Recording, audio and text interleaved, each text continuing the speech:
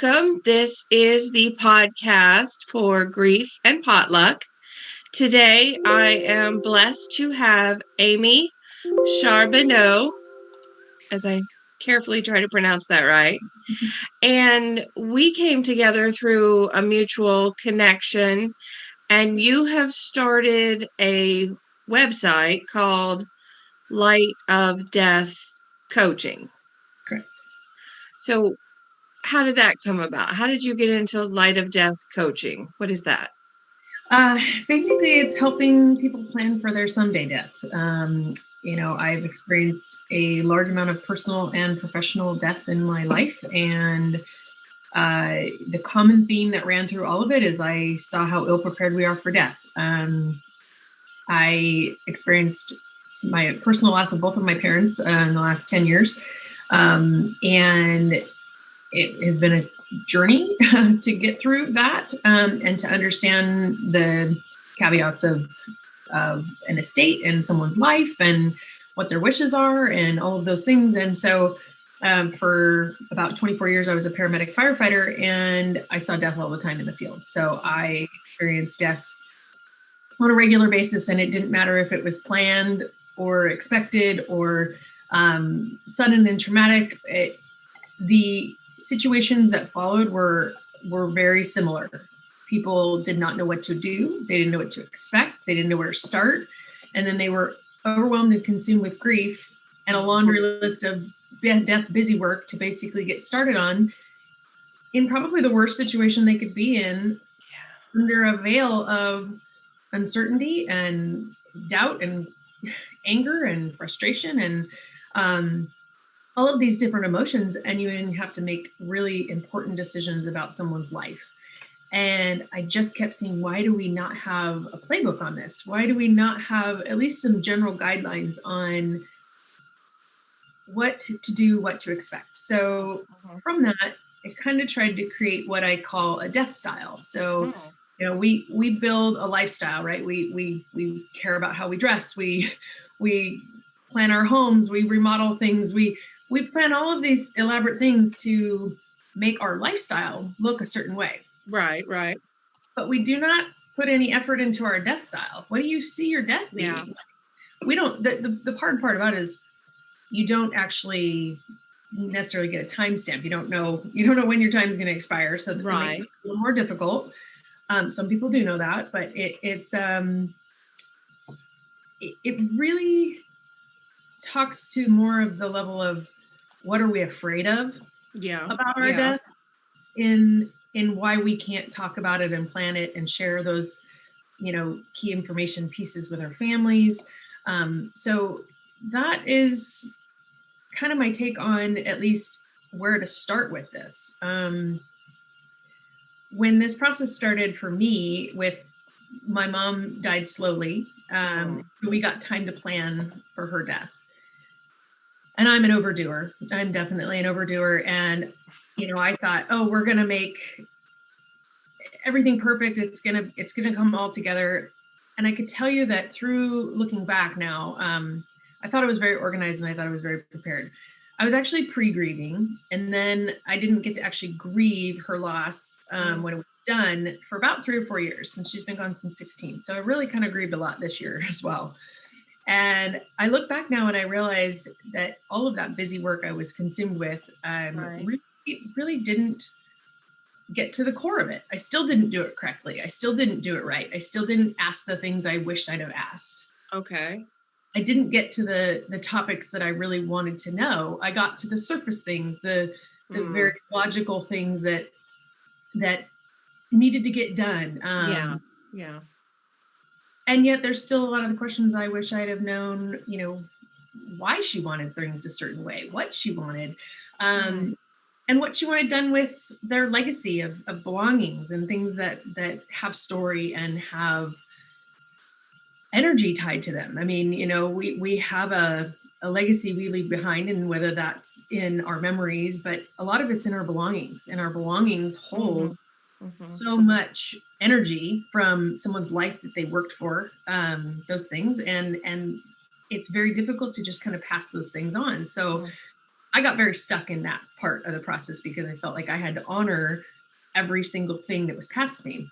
Now, just a little bio about me. I don't have children. I have one sister who has 3 boys, and she is, going to get the lion's share of most of our family heirlooms. And, but here I am, the one that's saddled with deciding what to do with 4 sets of grandparents and 2 sets of a set of parents, belongings, and a lifelong history of legacy and story. And so, through it was like, I wish I'd have asked different things that would have helped that process more. And I would have liked to have known a lot about what my mom would have envisioned for her death.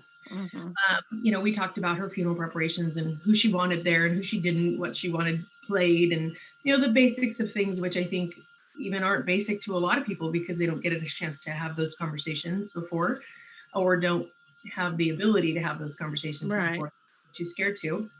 But yeah, it's really a lot of this stems from having an open conversation, not about just life, but death and how you see it, what you expect from it, how to navigate it, how to deal with the grief, how to deal with all of the things that you have no idea are involved in an estate. And then really kind of put that together for yourself. Like for me, I've learned out of that and all the deaths with my work,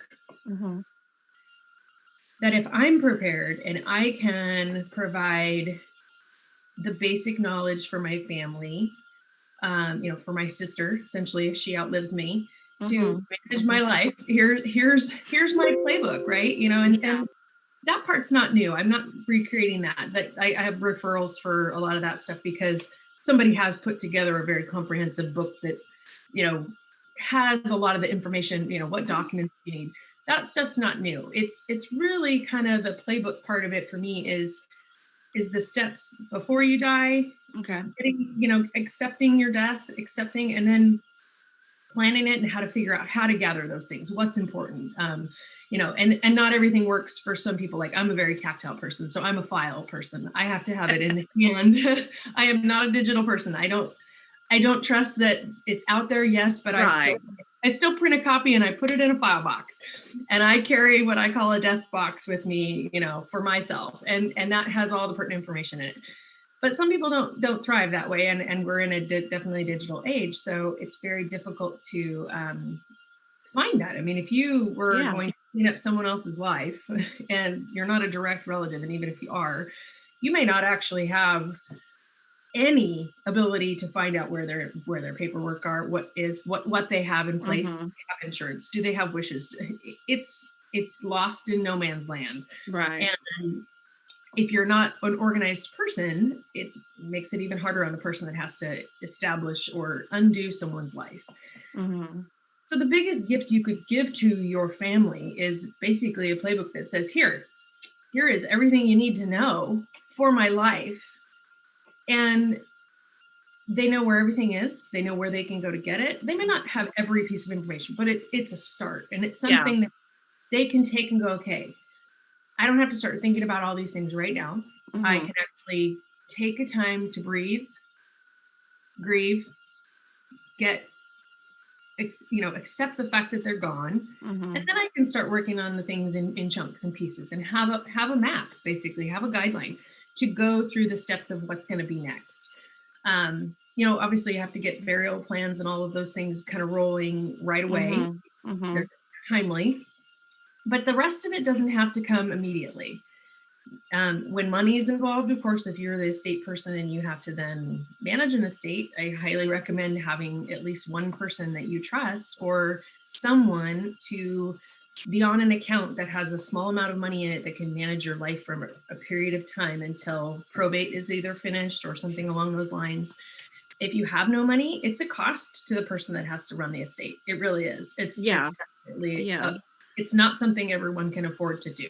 Yeah, I relate to the file cabinet situation because ironically enough, that's the only thing my dad has kept saying. Once I started really pushing them to get me some answers, even the surface stuff, like how do you want to go down? And Wait, that sounds morbid. Let me start over.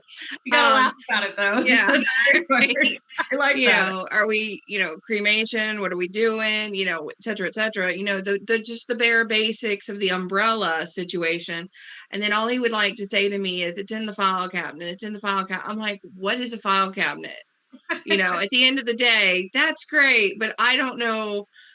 Yes, I know where it is, but in my head of like, I'm supposed to wrap my head around a file cabinet. And he finally, like, Amy, since we first said hello, kind of a thing, like, it's been a slow nugget drip in the bucket to get where I've finally got, so finally he points to the file cabinet. He goes, look, if you need it, it's right in here. And here's the organ. I was like, oh, it's indexed. Oh, I was like, I literally stood there and I go, thank you. Thank you. This is what I needed. I just needed this little bit of education. Thank you. And it's fascinating to me, like, back to what you were saying, is like, what are we afraid of? Like, right. I just, I spoke it out loud. Okay, well, if y'all want me to do X, Y, and Z, I don't know what your X, Y, and Z is. So, Right. because And then that leaves guilt and shame on you to decide and have to then go, I don't know, am I doing this right? And it's hard. It's hard to decide that for someone else. Yeah, I kind of threw it back at them, just not to be a cruel child, but I was just like, oh, if you don't tell me, I'll just make a decision and go with it. Because Right. you don't tell me, it's not my fault, and it's done. So, ta-da, Right. I'm like, at the end of the day, seriously, like, like you said, sometimes we have that time and sometimes we don't, because in the timeline of, a family member that passed away last year, it was completely unexpected. And then now this year, 2020 happens. And whether it happened or not, I was still like in the I don't know zone, and I constantly battled with just the I don't know. And then until I started following this train of where am I at with life situation. Yeah. So, I like the concept of calling it a death style. That is very fascinating wording. I like that. I really do. I'm gonna have us do an article on that, because that is something where I think we, like you said, we fashion our house style, our lifestyle, our clothing style. We can reassess and refashion it. Nothing says you're stuck with purple if you choose purple. Right. But at the end of the day, what is a death style? That's an interesting concept. I'm going to explore that further. And yeah, why is it we only scratch the surface? Right. That to me is fascinating in itself. Well, and that's part of the fear. I mean, that's the fear of the unknown. Death is so elaborate, and we've been taught so many ways to memorialize death in such a tragic way. To be honest, like, death is beautiful. I've gotten to sit. I didn't get to experience my dad's death. It was fast, and I was not around. And yet, I've sat with thousands of people that have died in the fire service. Like, I've literally walked into rooms and gone, that person is gone, and we can work them. There's a body that's left, but I've known that their soul is gone, and I can look at their eyes and tell you that they're not in their body anymore. And then there's some that I'm like, well, yeah, we might be able to. And the interventions that I could do with that, it was never about the person dying, ever. I mean, if the person that was dying came back, typically their life was never the quality that it was prior to dying. It's been all down. Some of them had no issues, but it was very let's just say most of the times that I ever experienced death in the field, they didn't survive. And it was never about the person that was dying. It was about the people left behind. Yeah. What do you say to them? What advice do you give them? I mean, not even advice, but what direction do you push them in to give them the tools they need to go, okay, I'm here for 20 minutes while I tried saving your family member, and then I got to go save somebody else. And it's like, how impersonal is that when it comes to, I just lost the love of my life. I lost my child. I lost my pet, my this, my that. It didn't matter. It was seeing people be completely stripped empty, broken and have no idea where to go next. And it was Mhm. like, why is this so hard for people? Because I mean, I remember seeing that was me. And I felt it, and it was like there's no good things to say to people, there's nothing you can do. But if somebody had a set of expectations, like you start a new job, here's your job description. Okay, well, here's what happens when you die. Here's kind of Mhm. the process. Like if it's Mhm. fast and unexpected, sometimes there's an investigation, you don't get to see the person, right? There's Mhm. steps that Mhm. occur that people don't even understand happen, or people that are involved in the process Yeah. that they don't even know are part of the chain. And so at least just having that expectation of going, well, if they die in your home, if you die of natural causes, there's still going to be someone that's going to make sure it's legitimate and not Mhm. a murder or anything. They're going to come Mhm. in and make sure, and then it's going to get passed to a coroner and someone that takes them to a funeral home, and then the funeral home, then you have to decide what is the next process of that, and how are they going to be finalized. And there's Mhm. different thinkings on that, and how to handle bodies, and what to do, and where to take someone. And I mean, the funeral options are endless these days. So Yeah. you have to kind of have an idea, like, what do I see that for myself? But being able to explain this to your family makes it probably the most valuable thing. Like, you got that sense when you saw your dad's file cabinet, saw that it was actually organized and not just this giant pile of, I Mhm. don't know, what he's envisioning is something organized, but you are like completely lost in the idea of what it's going to look like. Yeah. Yeah. However, when you see that, most people will never realize what a gift this actually is to give to your family, because until they need to use it, and if they've Yeah. never had anything to compare it to in another death, they will never Exactly. understand the gravity of how great this gift is to someone. Exactly. And you also have to be able to, I mean, I'm in my 40s, so, I potentially have 10, 20 years of good living, before I'm down to where I'm going to be less capable, hopefully. And if not, I mean, that's not necessarily even a guarantee, right? Right. But by my 50s and 60s, I mean, what if I'm hit with dementia? I don't know any of these things, and I'm hit with, Mhm. debilitating diseases and stuff. And it's like, if I'm not prepared to do it when I'm at my healthiest, and the whole goal of this is not to necessarily do it for other people, this is to do this for yourself. This is Absolutely. for you to take a look at yourself and go, what is my death style? What do I see for myself? What is important in my fears about death? What do I want to tell people? And then how do I put it together? How do I implement it with my family? And how do I revise it as my life goes along, right? As my life changes, how do I keep it relevant? Mhm. And that is what my coaching does. Like, that is essentially the breakdown of what I do in terms of working with people to not only wrap their head around, yeah, you're going to die. We're all going to die. We're dying right Mhm. now. Mhm. But then to get people away from the daunting task of being overwhelmed with, where do I start, right? And when you get a direction on how to start putting something together, you buy something at IKEA. Perfect example. You got to put it together yourself, right? And it's Right. not, Right.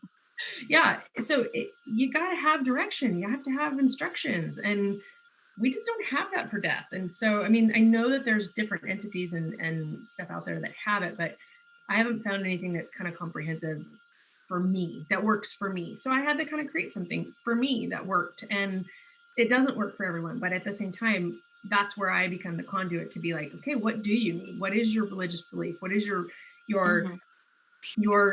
burial beliefs? What can I help you find that makes that work for you, so that you just don't go, I'll just do it later. Well, we're not guaranteed later. No, we're So definitely not. that's the biggest part, is I don't want people to be fearful of tackling such a subject because it seems so overwhelming. And we break it into steps, and we go, okay, well, where are you stuck the most, first off? And where are you the most resistant, right? Where do you feel the most resistance? Is it in the paperwork part because you're just such a mess? But that's doable. We have organizers and people that can help with that as well. It's really wrestling with the part that holds you back the most, and like, that is where we have to identify what is the key part of you that goes, no, I don't want to talk about this. No, it's that icky feeling you get when you go, yeah, I'm just going to table that for now. So those are the parts of what I want to get at, because that's the key to unlocking the rest of the steps. And if you can't get past that part, you're gonna resist the whole process, and it's gonna not only take longer, um, but it's going to be uncomfortable, and it's going to be difficult, and it's going to be painful. And maybe it's that way because you've already experienced a death and you watched how it was, and you think that that's how your death is going to be, and you think that that's Right. like for your Right. family. And that doesn't have to be the case. We don't have to leave that legacy for your family. You can create whatever legacy you want, which is the nice part about it, is like we don't have to accept what we've been taught about death, or about how it's going to go down when you go down. Exactly. Exactly. And I think I'm going to mention your website here real quick. It's called The Light. No, I put in a word. I apologize. It starts with www.lightofdeathcoaching.com. And just in case my Yes, lovely it's in the listeners, process of being updated, but yes, I didn't get it completed when I. and it's a start. And like you said, it's www.lightofdeathcoaching.com. I think to say what you just finished with there, I mean, when I started thinking about this process too, I was like, usually at the point of start is the person now has died, and that's the starting point. Where it shouldn't be the starting point, then B, the starting point is, well, let's just go to the funeral director. And in my rolling brain, I went, I don't want the funeral director to make those decisions. Okay, maybe he doesn't make all those decisions. I'm there to make those decisions. But at the same time, I want to be empowered enough to have some knowledge to have that, like, it's not just this one person. I go to this one building, yeah, it just like, it didn't make sense, just this old fashioned way that was in my head. So I was like, well, if this is just in my head, it's bound to be in somebody else's head, and then, like you said, just opening the door of the basic question, like, what is your death style? Like, I honestly don't even know yet. I'm going to have to explore this. I'm a bit delayed. Yeah, that's a big piece to wrestle with, because you're wrestling with your own mortality, and you're wrestling with kind of like putting control and power back into something that you really kind of never thought you'd have power or control over. And not that someone's gonna, I mean, shoot, you could do all this work and someone could say, I'm not doing it that way. Well, if that's the person if that's the person you've chosen to, manage your life, maybe you didn't choose the right person. But some people don't get to choose. Some people don't have relatives, and they're left with somebody else making all of those difficult decisions for them. But I just don't understand why it has to be such a dark topic, which is kind of the name of my business, is the light of death. I am the light side of a dark conversation. I want to be the not bright and cheery, funny, yes, there's definitely humor in death. I've laughed over death in many, probably what people inappropriate times of there's moments, but it's because it's how funny sometimes death can be, is because it's part of life. Like, it's something that we are never going to avoid. And people are so serious about it, but it's because we're being cultured that way. And a lot of older folks don't talk about death because they think it's going to come to fruition. Like, my mom would not put her name on the headstone when they were engraving it. They had to take it back out of the ground after she died, and she's like, no, I will not see my name with a dash next to it. And I was like, okay, that's fine. Yeah. But that was her hang-up. That was her, and I absolutely understand it. Like, she didn't want to see the dash. And I'm like, okay, that dash means that's realistic for her. That makes death a reality for her. Yeah. And I had to honor that, for it's like, okay, well, it doesn't make sense to me, because I don't care. I'm not going to be buried in the ground anyway. But it's understanding what draws. I mean, what is the root for that? Like, why are you so scared about a dash, right? What fears does that bring up in you that we should explore? Those are the things that, like, are holding people back from accepting death. Is something as simple as a dash next to your name, for a day. And it's like, well, you have to understand people's upbringing and what we've been exposed to in our life of death has a huge impact on what we see for our death. And that's where this conversation, especially with the younger folks, it's my responsibility to then take care of my own death and what I see and what I want to do. So then I can take that to my family and go, here, I've now set the example for myself. Now I want to help you do yours, right? And now I want to help you take it to your kids and say, I don't care if your kids are little, let's create one for them. And then it becomes as simple as you do your taxes every year. You should be thinking about your death every year. You should be planning your death every year. You should be assessing your documents every year, because it will come, and you will come when it's least expected. So especially after this year and the things that we've experienced with COVID and pandemic, and people not being able to die with their family members and having to not be present and not have to honor and have ceremonial, remembrances. That's been taken away from a lot of families. It has. We had on my husband's side, unfortunately, 2 passings this year. One was instantaneously tragic in the sense of they died in their sleep, but they were young and younger than me and closer to his age. So, it was unexpected in the house, like you said, and it was one of those processes that had to happen where, then like the cell phone was taken away. So like all these immediate contacts of like work and certain things, because of, it's not like these numbers are just posted on the refrigerator, for some people.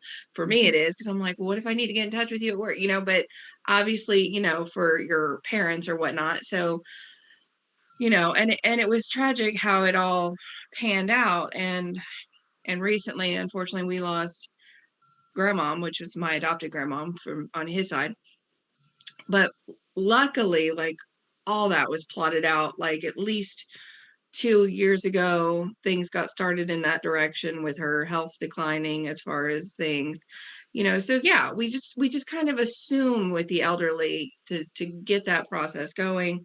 But with, people like you said in our 40s at this age, we still randomly think it's invincible. And I recently had done a podcast where I was just like, you know what, 2 things we all have in common: we're born and we die. And that's, and why don't we have our ducks in a row? Why isn't this encouraged? I mean, I'm personally disgusted with the way that the media and all has pushed this situation, how they've projected it out in such a panic, such a stress, such a tragedy. I mean, every day I flip it and I'm just like, y'all get on my nerves, because, you can choose how you feel about it, obviously, at some level. And, but in the situation of, when death happens, it happens. You're prepared, you're not prepared, you got to go through the process, and the fact that, they act like this is the end all. It's like, no, no, no, no, no. I could get in my car and go down the street. I can hop on that plane, I mean, shoot, I'm hoping to travel a buttload next year because I hope it'll be cheaper. But, you could hop on that plane and you don't know, it's the unknown. And figuring it out step by step.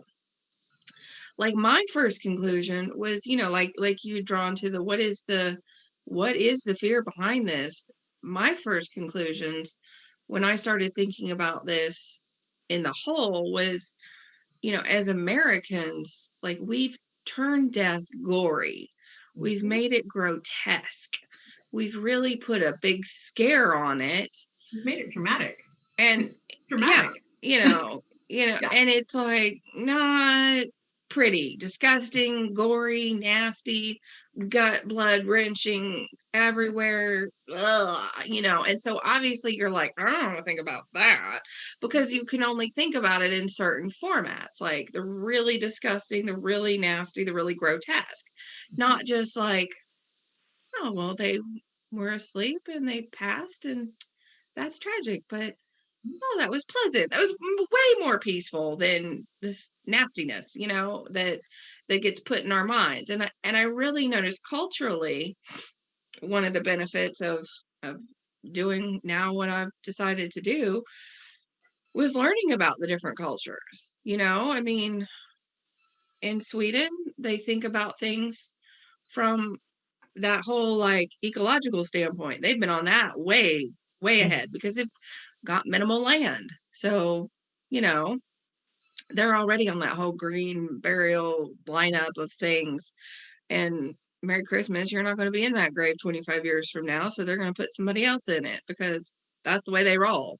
Yeah. And I'm learning, I'm excited to learn. I found a lady about Jamaica. I mean, it sounds like a flippin' party, the way that they go about their death and their funerals. And I'm like, let me get on that bandwagon because, I wouldn't mind having a party. That'd be lovely, and so culturally, yeah, it's different in America than it is in different places.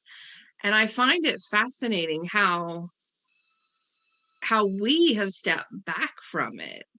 And it's some weird psychology that, like, where did this shift turn? I mean, war happened. We were all dealing with the war at some point, obviously not us personally, but our families dealt with at war, World War II. I mean, the Queen is still alive and kicking. And every time they have to go through these war memorials, I mean, she was right there living it. Mm-hmm. And yet, I mean, is that where we turned? I don't know. That just came at me. Like, is that where the turnoff came from? I agree. I feel like we have lost connection with not just life. I mean, we've lost connection with life, like in a lot of ways. Like it's very difficult for people to have deep conversations about general life things, let alone death. So Yeah. the part of it that comes to that is connection. Like we aren't like other countries that value death. We don't value death. Yeah. The companies and the places that thrive on providing death services, Mm-hmm. they thrive on that. Like they thrive on the fact that we're going to die. And I don't necessarily, I think sometimes that's a little bit predatory. It doesn't, it feels gross. It feels Yeah. like dealing with a dirty used car salesman sometimes. And yet at the same time, you want that guide, like that person that you're talking about, I'm going to go to the funeral attendant. They're going to be the one that gets to make all these decisions because I think that that's what they're qualified to do. And it's like, well, you're highly qualified to make these decisions because it's about you, it's about your family members, but you don't have the guidance. And so if there's not a cultural piece, if there's not a age piece, if it wasn't the era you grew up in, if it wasn't, your generation, your belief system, and you were never exposed to it, you don't know what the options are. So that it's really important to be able to give people that full rounded, like, hey, you don't have to accept that you're just going to be put in a pine box in the ground. And exactly. like some people don't even have a vision of what dying looks like. And then you have the whole conversation of what is afterlife for a lot of people. I mean, some people don't ever think that they that they're continual, and my beliefs on afterlife are varied based on more information I find out about it, because it's like, wow, that's a kind of a cool concept. Like, I don't know what's going to happen to me after I'm dead. I'd be happy to love to know that I came back as my dog or something amazing. But it's again, it's that we fear what we can't control. Yeah. We fear what we don't know, which is why this year's been crazy in that regard. And to not have control over being able how to say goodbye to a family member, what they, being able to hold their hand, being able to have that closure. We're lacking the closure part of it with this, along with the uncertainty, the loss of power, and the fact that we can't grieve them, we can't gather, we can't do these things. You're adding in like really traumatic elements to death right now that are, even you go the opposite spectrum for, being a first responder. I'm super grateful I'm not a first responder anymore. Having to witness those traumatic deaths was, enough for me in over years. And yet, like, the compassion fatigue that first responders are experiencing, having to be the ones in these critical care units, being the nurses, being the conduit for the family, an iPad, and having to say, what do you want to tell your family member before they die? Because you're not allowed in the room to say goodbye to them. That is something that nurses never had to do in the past. Families would be able to come in and say goodbye, and Yeah. not be that conduit for that. So you're adding another element to death for people that already experience death on a regular basis. It's changing their belief on it because it's making them saddled with so much emotion and grief and loss on a personal level, but also on a level that they can't fix this sometimes. They can't change this. And so it's really, I mean, it's changing their grief perspective, their death perspective massively because they've never experienced death like this before. So again, it's new. There's so much newness to death. And it's like, finally, I feel like we can have these conversations without people going, I don't really want to talk about this. We all know someone that's died. We all know someone that's been sick. We all know someone that has had cancers. If you don't by now, I don't know where you've been living, because I mean, even kids, little kids have experienced death and loss so early now. When I can look back to my younger childhood, I didn't have anybody die till I was in high school that I knew, that I knew beyond family, beyond family. Sure. But it was kind of like, wow. I didn't understand death when I was a kid. I was fascinated by it, but I didn't understand it because it was just like, why do we make it so difficult, and why can't we talk about it? So to have that kind of lifelong real struggle with the fact that, like, I'm not allowed to say what I want about this, and I'm not allowed to tell people how I feel, and I'm not allowed to help guide people. Yeah. Well, now I am, and I'm going to make that be my life's passion, because really all the experience I've had with death has really brought me to this point. This is what my purpose is to do, is to help people basically transition easier. I don't want to be a death doula. I don't want to be the person that sits with hospice. I've done that. I've done enough of that, to be honest. Yeah. It's more than I can do, and more than I want to do. But now it's like, what can I do to make the suffering for the people that are left behind easier? Because that is my really passion now, of how can I make that process easier for someone else that's going through a parent dying, or they lost a child, or their spouse was suddenly killed in an accident. Like, how do I make that transition and that process somewhat more manageable, and give them the tools to help get them through it? And I'm not going to fix them. That's not what's going to happen. But just to give them some groundwork, and like, hey, I'm your guide. Come with me. I'll get you through this and get you on your way until you can get out of that fog, and until you can kind of get back on that sense of, like, out of that grief fog. But I think I shared with you, there's an analogy that I love. It's called about grief, because it just kind of comes back, but it's the ball in a box. And there's a ball in a small box, and there's a buzzer on the wall. And so that ball, when grief happens, is huge, and it just keeps constantly hitting that button. Like, you can't get out of the box, right? And so you're always in this just constant pain and grief, and it's just overwhelming. Well, over time, people say, time heals all wounds. No, it doesn't. It just gets less and less. So what happens is that grief ball shrinks, and now it has more room to bounce around in that box. But when it hits that buzzer, man, it hits it, and it is as immediate as it was from the moment it happened. So it could be 10 years down the road, and you're hit with the same wave of grief you were the day that it happened. And people just don't know what to do with that either. They're like so uncomfortable with the fact that you're so, how or why are you grieving so much? I'm like, one, grief has no timeline. Yeah. Grief has no boundaries, no rules. No, you can grieve as long as you need to. And as it continues to keep coming up, that is the whole point of being there and being connected for somebody, and being able to hold space for someone while they grieve. Grief does not just go away. It transfers to other energy, and you transmit it eventually to love. And it's super powerful. I mean, it can consume people, it can kill people. And, I don't profess to be even remotely an expert in grief, but I would like to be. And I'm hoping to get some training further down the road in that, because the grief work and with trauma and just the things that I've seen, grief is endless. And especially now with what's been going on, if there's a small piece of what I can help people manage and get through, that would be my life's gift. Like, that would make me feel like I could die very solemnly that like, I provided at least one person that made their process easier. Yeah.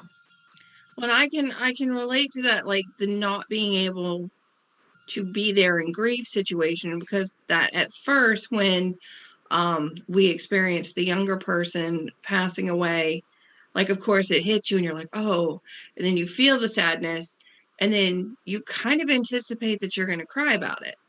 And then the only time collectively that my husband and I would get sad about it was when we would pray for the family and consider the person directly, like literally directly say, we really miss Josh and he was such a good person. And then we would get a little and sad and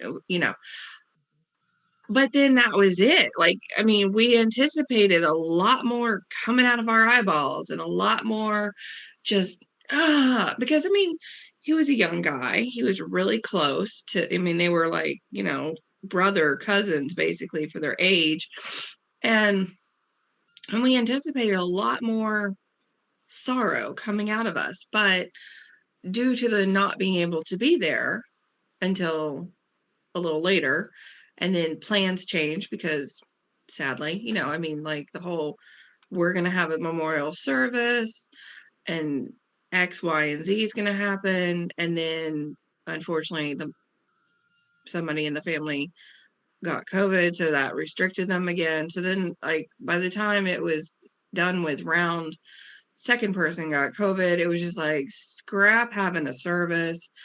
And then, of course, you couldn't go to the graveside. And I had said to him, I said, well, once we know where it is and stuff, then we can just go have our own little thing because, we can't all gather, as it were.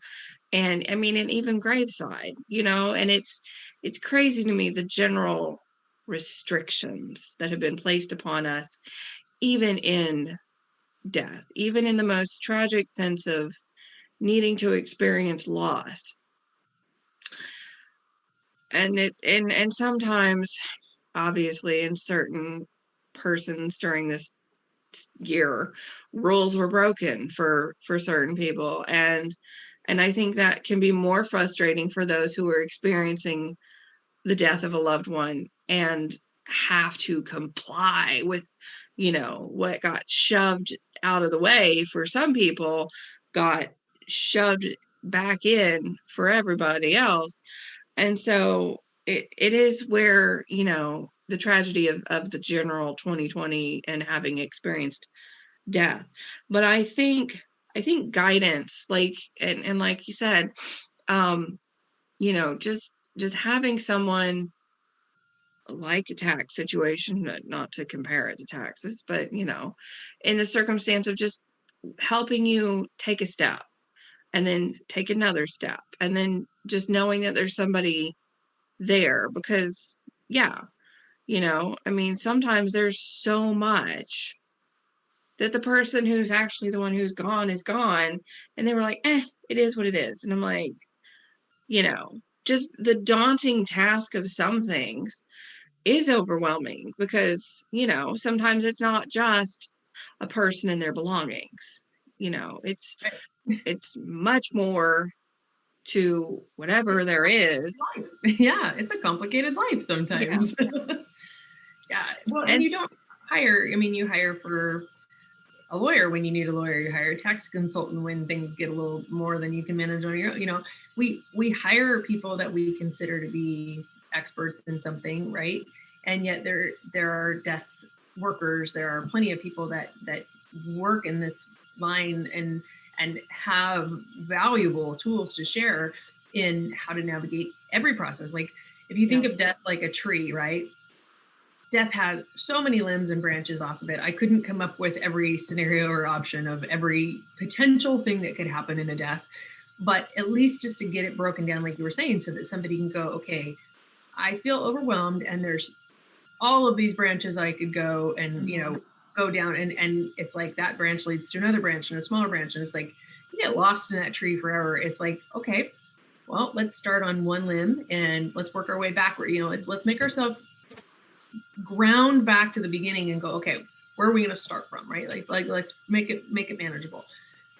But it's like I couldn't learn every single thing about death. There's too much to know. Like it is It's fascinating to me how so overwhelming it is. it is so complex. And So how much exactly? I mean, absolutely. old school thinking again. Here I go, showing myself.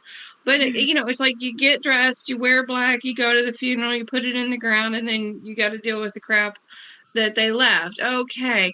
And that's just like the abbreviated situation that your old school brain is stuck with until you dive in to, oh crap, there's a lot of crap that the person left, let alone, what do you do with it? How do you dispose of it? How do you move through, the grief? Because that is something else I've learned. Like you said, with grief, it is exponential. It's like I'm grieving for a friend who has a major health crisis. She hasn't died yet, but I'm grieving her for now, and I will continue. But she hasn't died yet. I'm grieving that.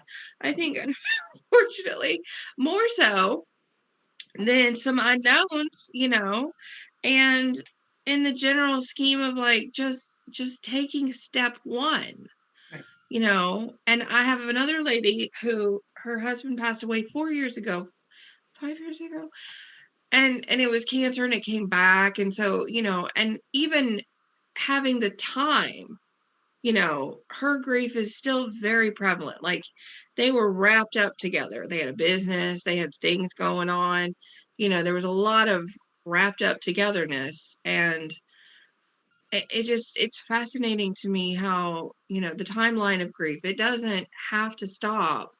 Yeah. It can, like you said, it can shrink over time. Mhm. Or it may take time. Like, I kind of wait to explode a little bit, weirdly, because we still haven't had that opportunity with Josh, and yet with grandmom. I mean, it's sad she was older, but nobody wanted her to go. We were all There's hooping an it up with her.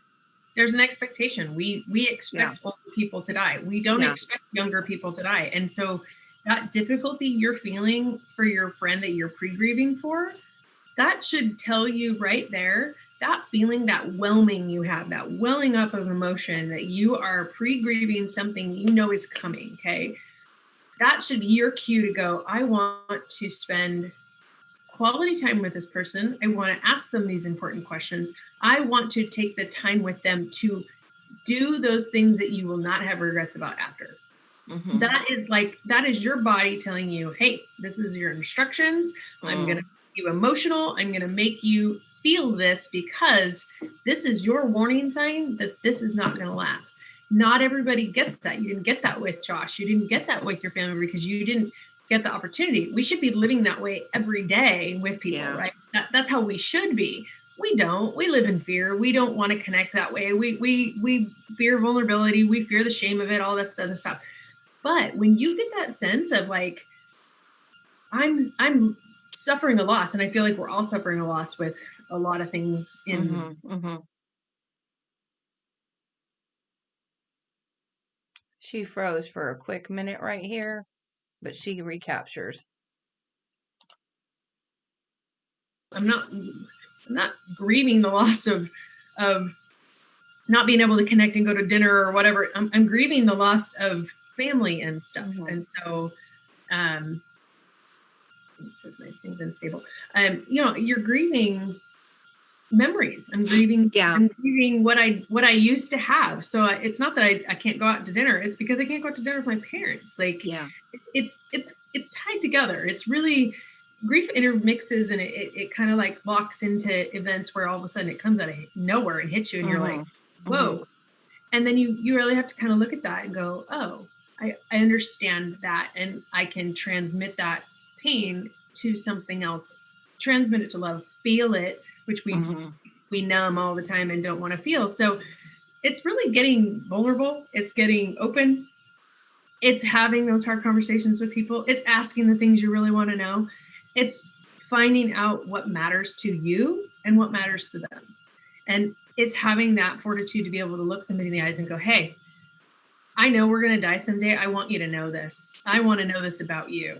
Mm-hmm. And And having the ability to ask those questions and not be afraid, not be ashamed, and not be intimidated by the fact that someone's probably not going to take those questions well, but you've obviously started that conversation with your dad in some fashion, or some fashion of, I want to know what you need when you're gone, but I also need this for me. I need to know so that I can wrap my brain around, not feeling guilty about what I should have asked when I had the opportunity.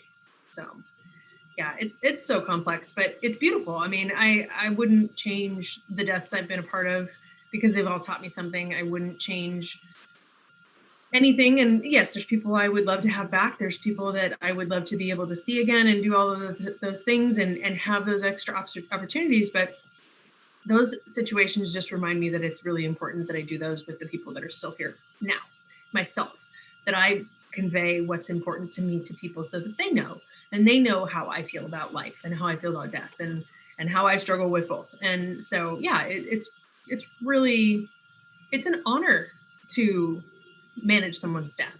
It is an absolute honor to be able to be asked or be put in the position to transition someone's life. And everybody thinks that starts at a beginning. No, it actually starts at an ending. Something has to die for you to start something new, right? So it's never a beginning. It's always an ending that starts it. So if we think of that in terms of like, we start with death and then we move forward, that's kind of the process, is it has to start from an ending. And we're all going to end at some point. That's true. That's true.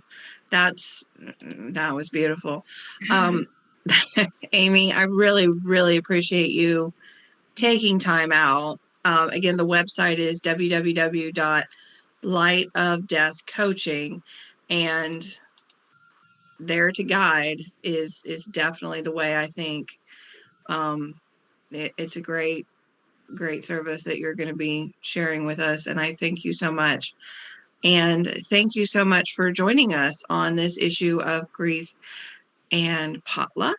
And we look forward to having you back again. And thank you so much, dear audience, for listening in. So just again, a quick shout out to Amy. Thank you so much. lightofdeathcoaching.com. Apparently today I was very much stuck on the But what do we really know? So let's get into it further.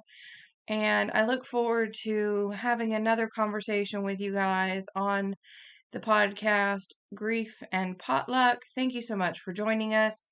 If you want to see further conversations, please check out our YouTube channel. You can find links on our website, www.celebrationsoflifemagazine.com.